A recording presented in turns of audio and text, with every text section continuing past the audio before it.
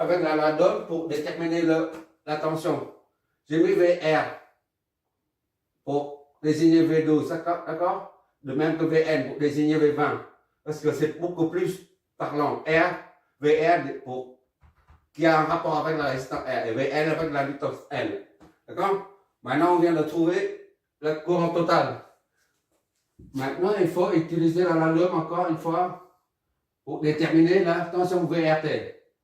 VRT, on cherche dans le domaine fréquentiel. Il n'y a pas de variable. D'accord? Comme ici. Il n'y a pas de variable T.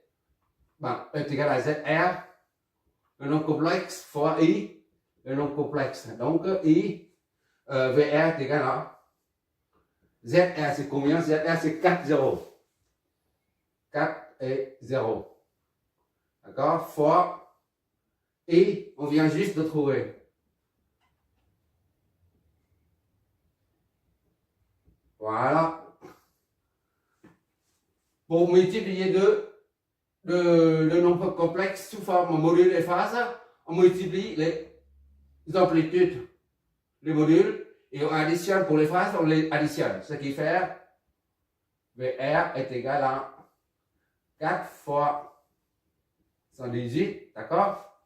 Ça, c'est le module. Et les phases, 0 plus ça, ça fait moins.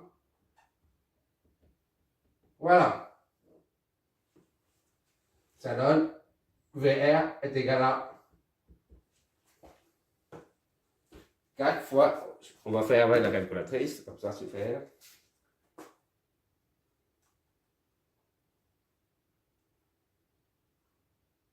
Donc complexe, voilà. 4 fois 1, 18.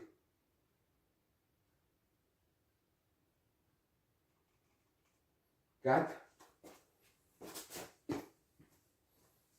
phases de 0. 1 fois 118. 1, 118 phases moins 116. 5, 6, 5. Voilà. Moins 2, moins 4. Regarde. Moins 2 et moins 4. D'accord? Maintenant, on va convertir ça en module et phase.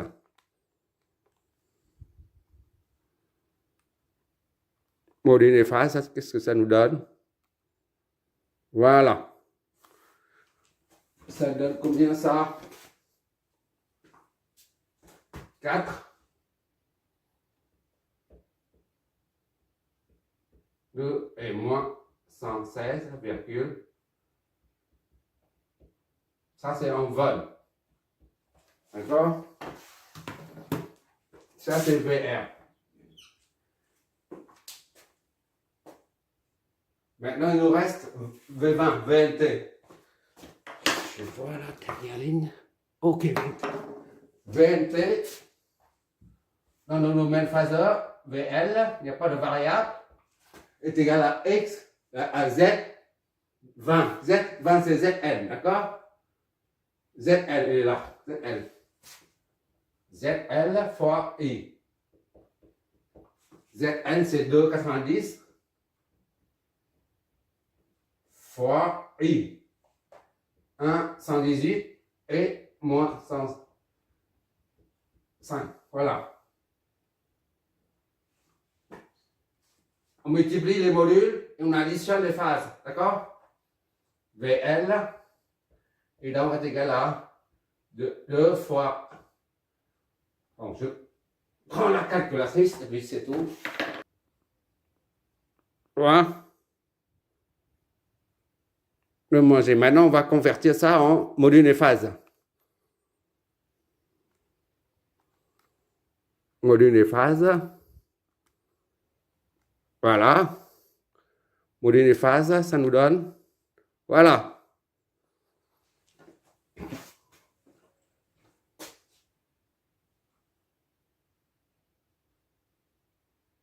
VL.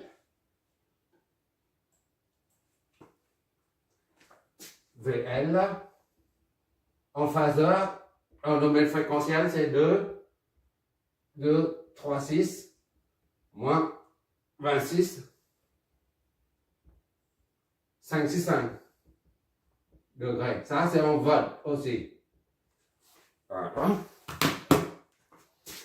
À présent, on a tous les paramètres là. VS, on l'a. I, on l'a. D'accord? VR et VM.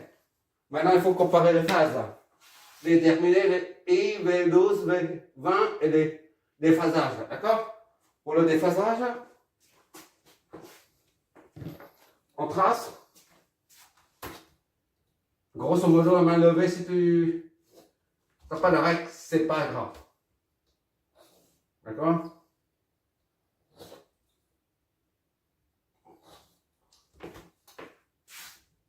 Alors, l'angle le plus petit en valeur algébrique, moins 26, c'est plus grand que moins 16. D'accord? Valeur algébrique, moins 116, c'est le plus petit. Donc, VR et I ont le même angle de phase. Moins 116. Ici, c'est moins 90, moins 116. Plus 16. Ici, là, c'est à peu près. À peu près, hein, sinon on prend du temps.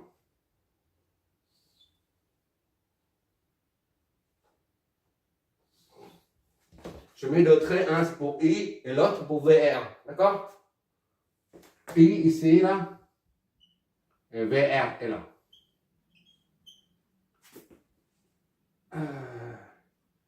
I, c'est 1.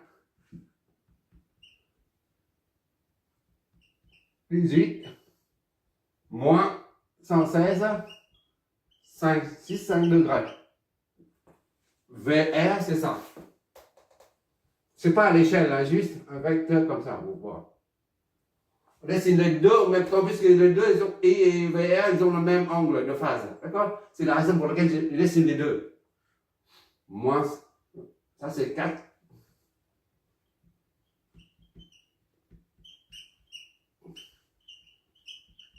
Voilà, ça c'est en 20, ça c'est en. Là, ici, là, c'est moins 116,565 degrés. En degrés, j'ai mis. L'angle le plus petit, c'est moins 116. Après, c'est moins 26. Non, moins 90. VS, moins 90. D'accord? Qu'est-ce qu'il faut des phasages entre V1, 2, bon, on met quand même tout, on va tout mettre comme ça. VS, c'est moins 90. VS, là, 5, moins 90. VS, c'est ici.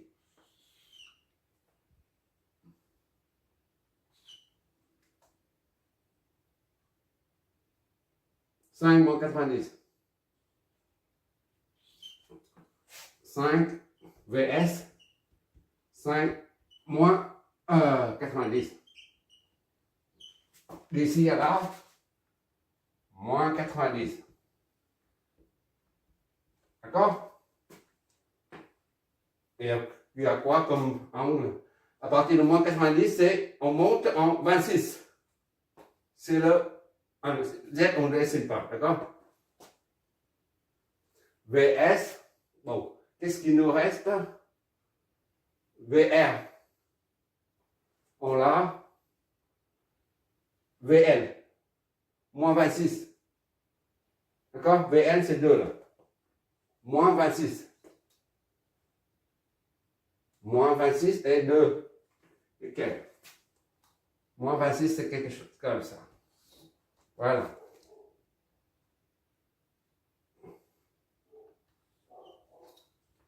VL, d'accord? VL, c'est moins 26.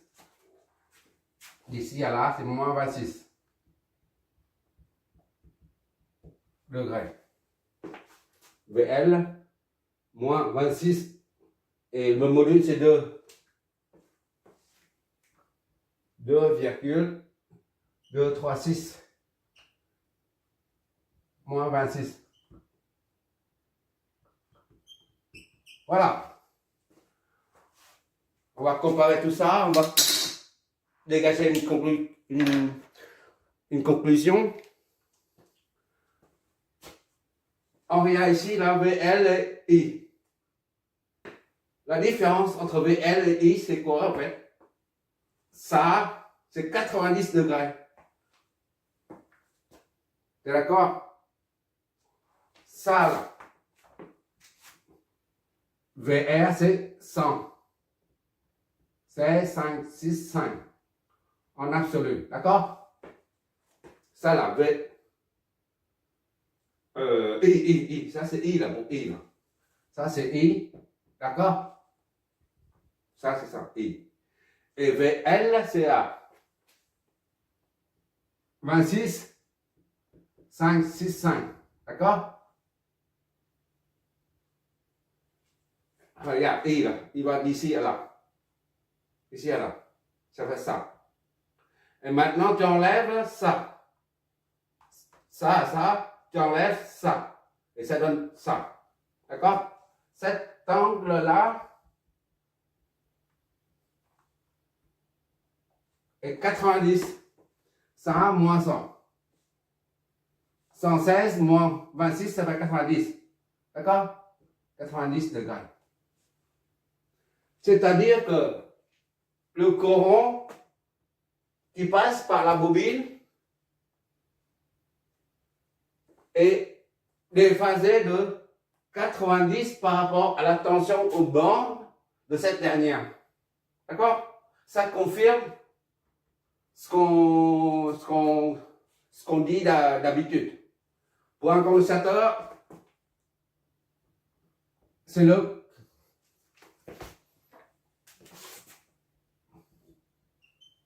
courant et la tension comme ça. Courant et la tension V. Déphasé de 90. Maintenant, pour une bobine, la distance L, I et V. VC, IC, IL, VL. Voilà. Une inductance L, c'est la tension qui en avance, VL, et IL est en retard. Tu vois, dans le sens trigonométrique, sens anti-horaire est compté comme positif. Pour I dans R comme I dans L, c'est le même courant. I dans L, dans la bobine, doit parcourir 90 degrés pour rattraper la tension VL. Autrement dit, le courant est en retard de 90 là, degrés. D'accord? Par rapport à la tension. Si tu trouves VL ici et que I se trouve là, c'est qu'il y a quelque chose qui cloche dans ton raisonnement. D'accord? Et quoi d'autre qu'on remarque? Oui. La résistance R est la 4, c'est la partie réelle, il n'y a pas de nombre imaginaire. D'accord? Parce que R, la résistance, n'est pas affecté par la pulsation oméga, c'est-à-dire par la fréquence. Seulement l'inductance qui est affectée par la pulsation oméga, d'accord? Seulement quand il y a la partie imaginaire que l'impédance est sera affectée par la fréquence. Mais ici, il n'y a pas de J là. C'est la raison pour laquelle la résistance n'est pas en déphasage, la tension au bord de la résistance et le courant qui passe par la résistance ne sont pas déphasés, ils sont en phase. D'accord? La preuve, il y a R, VR, c'est moins 116, et I qui passe par R est toujours à moins 116. C'est-à-dire ils sont en phase. I et VR sont en phase. D'accord?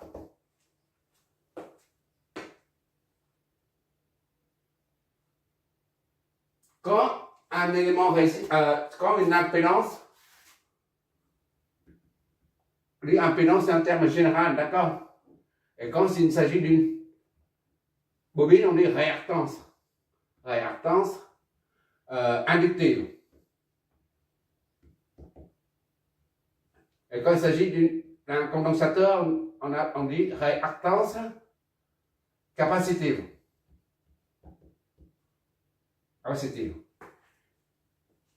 Et si on ajoute une résistance R, R c'est R, il n'y a pas de réactance.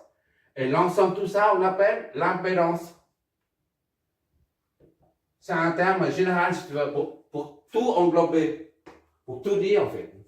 Et quand il n'y a pas de ça, implique l'opérateur J, c'est-à-dire un nombre imaginaire J. Ça signifie présence de I.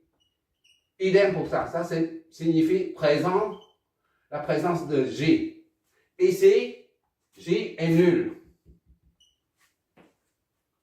Là, c'est L, J oméga L.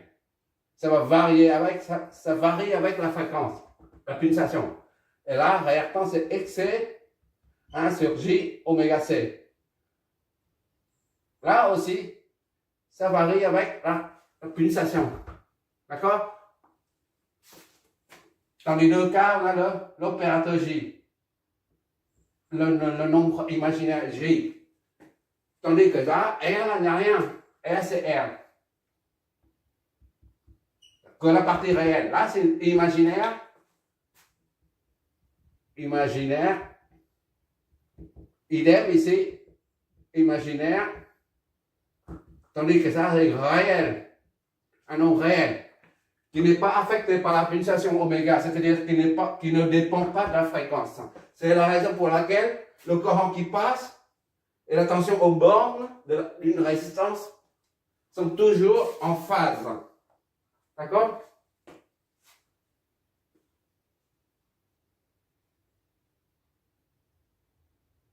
Si on fait la somme des deux, par exemple, on fait la somme des deux, VL plus VR. On va faire ça pour voir ce que ça donne. On va vérifier si VL plus VR, le phaseur VL plus le phaseur VR, VL plus VR est égal à le phaseur de la tension de source VS. Ici, on va vérifier ça, d'accord? Ça, on efface ça. VL, c'est VS. S qui est égal à VL plus VR. D'accord? VL, c'est ici, VR ici. Ça plus ça est égal à ça. Bon, on va bien voir. VL, c'est combien ça? VL, c'est 2, 3, 6. D'accord? Moins 2, 6, 5 degrés. Plus VR, c'est 4. 12 moins 116,565 degrés. Qu'est-ce que ça donne? VL plus VR. Et donc, égal à, on va faire ça tout de suite.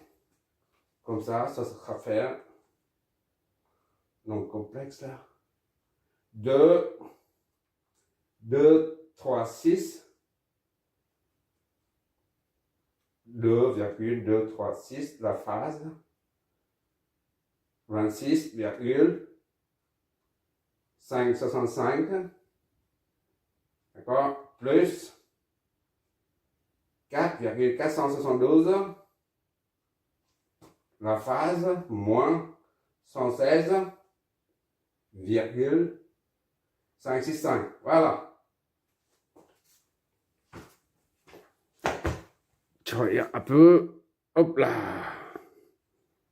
D'accord? Je vais te montrer de A à Z. Voilà. Ouais, ça donne quoi? Ça donne ça.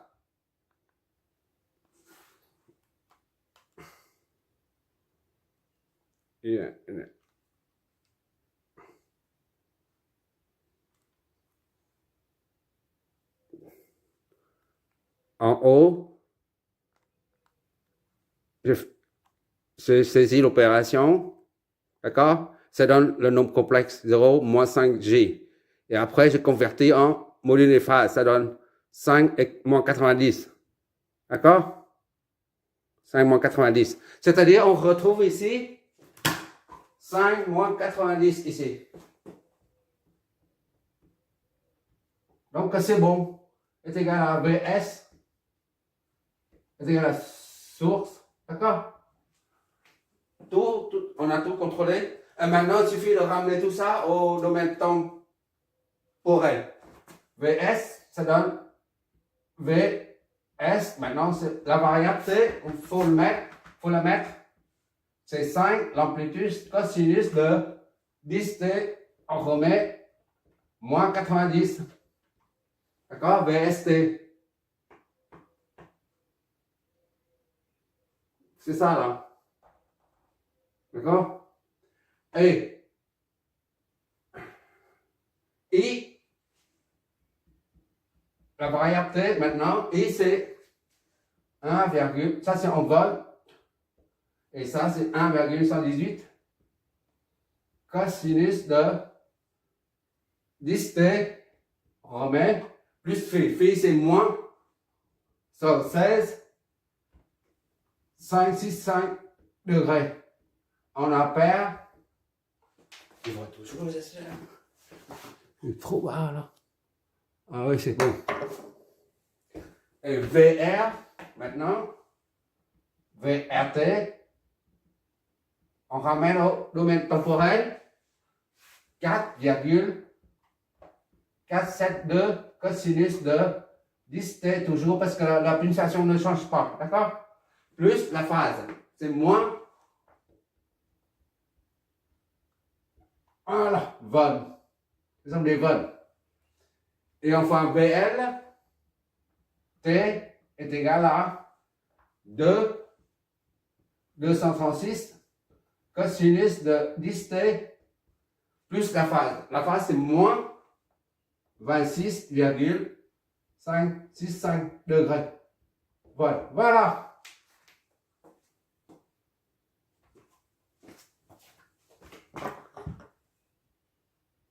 Ok, c'est bon. Qu'est-ce qu'on a comme remarque? Il passe par R et la tension aux bornes de R sont en phase. Tandis que I, qui passe par l'inductant L, la bobine, et la tension à ces bornes sont déphasées de 90 degrés. IL est en retard de 90 degrés par rapport à VL à ces bornes.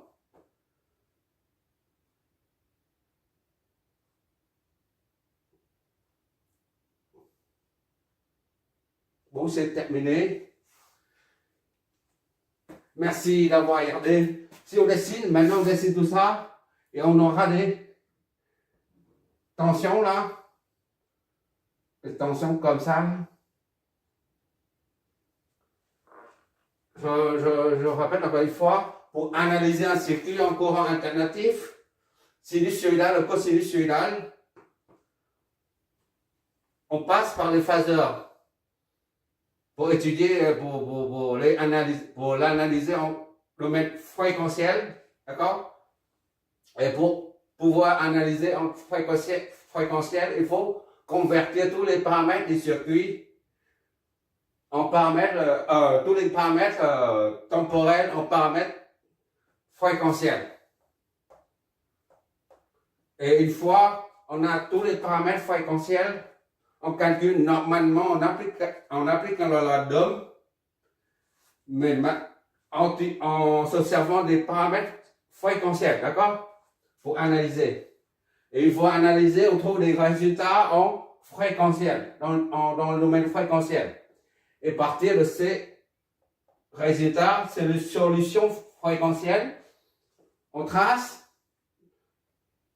les grandeurs fréquentielles pour pouvoir comparer, pour pouvoir trouver le déphasage. D'accord? Ça s'appelle le diagramme de Fresnel, je crois. Hein. C'est pas trop Fresnel. Il faut aller sur Internet pour voir Fresnel. Fresnel, voilà. Et une fois le déphasage est trouvé, eh ben on reconvertit les grandeurs fréquentielles en grandeur temporelle. D'accord? Car en fréquentiel, on ne peut pas voir ce qui se passe. Ça, c'est la raison pour laquelle on convertit, on ramène les valeurs fréquentielles au domaine temporel afin de les voir varier. La variation dans le temps. D'accord? Ici, avec les valeurs fréquentielles, il n'y a pas, la notion du temps n'existe pas. Parce qu'on raisonne avec la fréquence. Donc, et ça, ce sont des graphes qui varient, les courbes représentatives qui varient en fonction du temps. Et on voit réellement ce qui se passe, qui se produit en fonction du temps. Tandis que là, on ne voit rien du tout. Mais ça, il est primordial, il est essentiel de raisonner en fréquentiel. Sinon, on ne s'en sort pas. Sinon, on n'est jamais sorti de l'auberge. Pour l'instant, il y a une seule inductance et une seule résistance. Et après, on verra, il y a plusieurs inductances et condensateurs. Alors là, les cosinus, tout ça, ça nous embrouille. Eh bien, c'est pour ça qu'il faut analyser avec des paramètres fréquentiels. Là, ici, jusque là. Le paramètre fréquentiel, et une fois trouvé, on ramène les paramètres fréquentiels au domaine temporel. Voilà. Paramètres fréquentiels, c'est pour analyser et pour comparer, pour trouver les phases, le déphasage. C'est tout.